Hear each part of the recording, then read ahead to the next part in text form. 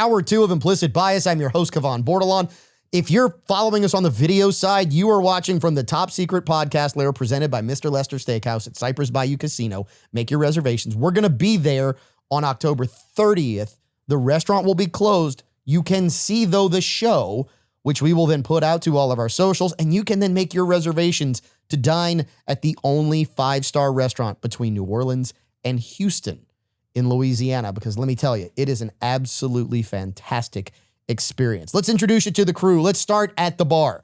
He is Louisiana's only certified master tobacconist. Renee, do you have a cigar for this upcoming election specifically that you're holding on to? Well, like a victory stogie? Well, I mean, we do have, it's actually in the Biden price range. It's very expensive. We just got a shipment of Cohiba Weller cigars. These are Cohiba cigars, very limited edition. They do them once a year. They age them in Weller bourbon barrels. So you get that slight sweetness of the Weller. But people are already coming and buying their cigars for that night, and I think I only got less than 10 left. And they're like $35 a cigar. It's, like I said, it's Biden priced. Yeah, but... when it was during Trump, they were like $14. But, but it's a great cigar, and we're limited on it. We only got 3 boxes, sold 2 of them yesterday. I got a partial box left. That's it. So come get it quick. It almost sounds like it's a collector's item. Oh, yeah. They do this Weller cigar once a year. But this time of year, they come out with it. It's a Toro size, and, it's just... So are they all done with Weller? Yes. Oh, they are all done with... It's one size. Okay. 10 to a box. And they're all the cigars are aged in Weller bourbon barrels. So my question is, which Weller do they age it in? Because there's the Weller Special Reserve, there's the Weller 107 Antique, there's the Full Proof, there's... the label is blue. I don't know. Okay, so it's possible, I say. I don't know if it's probable, but if it's blue, that is the Full Proof label on a bottle of Weller. So if it's Weller Full Proof, it's got the blue label, which makes me wonder. It's all, the cigar, the band, the boxes, all the wrapping, everything, the tube, everything is all blue. I don't know which Weller it is. I don't worry about it. I just smoke them because they're good. Hey, love it. Sitting with Renee is Triple H. He is Brian Harmon. Mr. Harmon, you're going to partake of one of these because I know that we actually have an event we're attending tonight to benefit scouting here in the Lafayette area. Yes, I will be there. I'll be there tonight. I look forward to it. In fact, I started looking forward to it at about this time last year. This is the Cigar Speakeasy, correct? Yes. So what does someone who wants to help scouting in Acadiana, what does this event help do for young children who are looking to grow to that next level? This is a question better asked by a friend of the show by the name of Lee. But it's a fundraiser for Evangeline Area Council Boy Scouts. They, most notably, what I like to talk about when I do get asked this is there is a very popular Boy Scout summer camp in Henderson Swamp. And I think the original thinking behind this was to raise money for just for the funds to get that going, and it became very popular. And they just keep it going. So, but all the money stays in Acadiana. 100% of the proceeds do stay in Acadiana. It's a very fun event. We don't get a lot of these events type things in the area, and it's always fun. I have not just fun; it's an absolute blast. It's the venue's fantastic. It's a good spot. And like I said, when it ended last year, I marked it on the calendar. I'm looking forward to it again. And for those who don't know, if you're not in the Lafayette area, if you're in the New Orleans, Vidalia, Monroe area, when we say Acadiana, what we're talking about is a 9-parish area that pretty much on the east side is bordered by St. Martin Parish. On the west side is Jeff Davis. The south side is actually at the Gulf. It's St. Mary Parish. The north side, Evangeline Parish. And it's all those parishes in between. That's what we reference when we say the Acadiana area. So speaking of the Acadiana area, one of the things you can find, we talked about Mr. Lester Steakhouse. The gentlemen at the bar are sampling what's available. The Flight for $30 available at Mr. Lester Steakhouse. You've had some of the Angel's Envy. Guys, if you can just tell us a little bit about how delicious or not delicious that is. I mean. Well, last time I was here, I tried the Oaked. Awesome cigar. Oh, cigar. It'd go good with a cigar.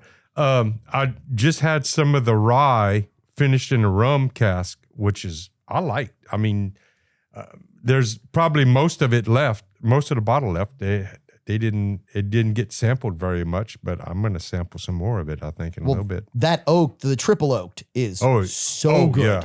Yeah. That's this bottle, the one that's almost empty.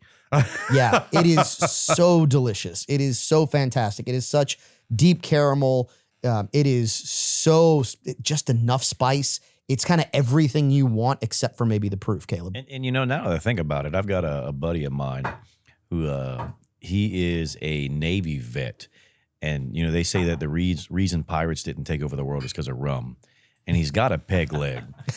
So maybe if I bring up some of that finished rye, he might just start talking like he has a parrot on his shoulder. Yeah.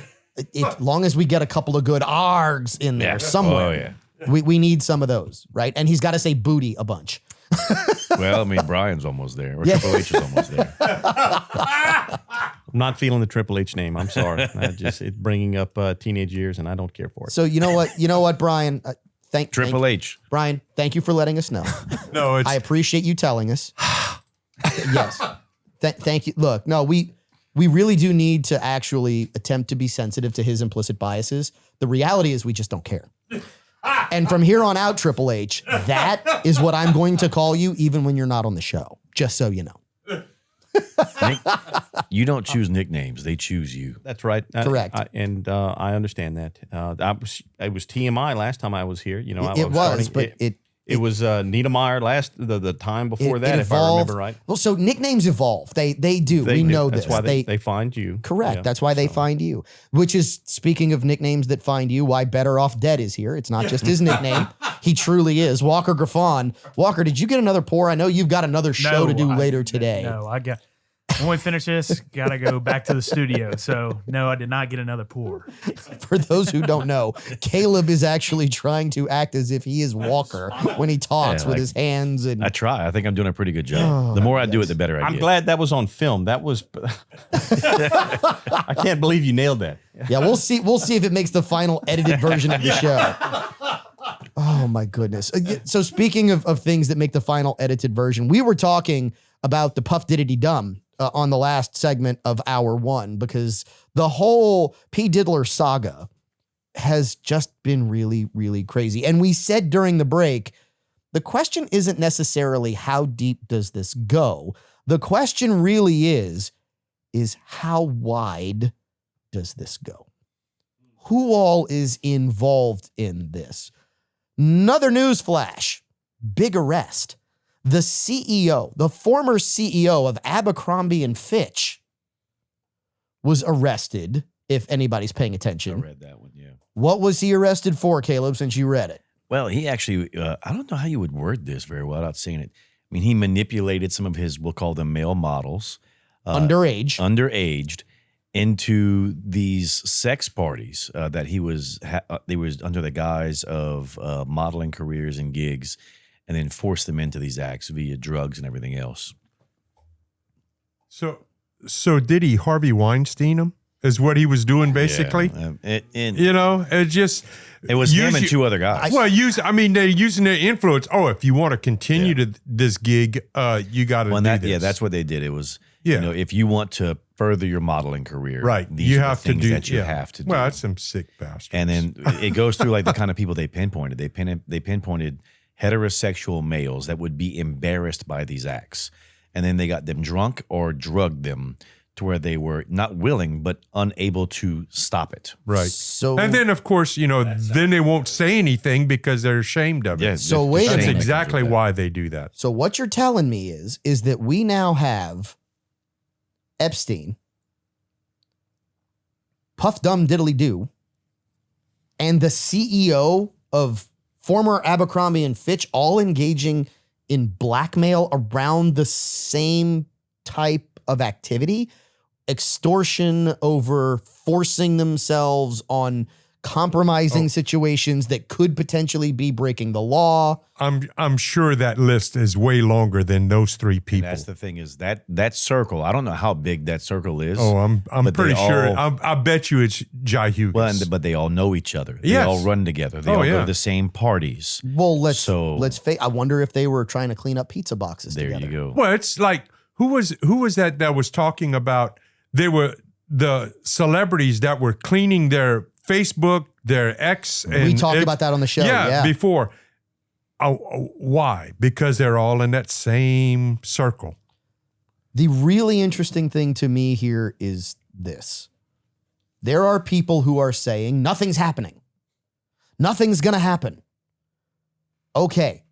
The really obvious stuff that we might be paying attention to, like CBS editing out entire segments of answers or editing and changing answers altogether, nothing may happen there. But in the last 2 years, because I'm trying to think of when Epstein didn't kill himself. Was that 2 years ago or 3 or 4? I mean, it was a while ago. Close to 3, probably. Close to 3. Yeah, he but died in the last few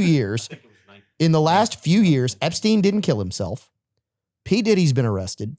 We now have the CEO of Abercrombie and Fitch who's been picked up on child exploitation charges.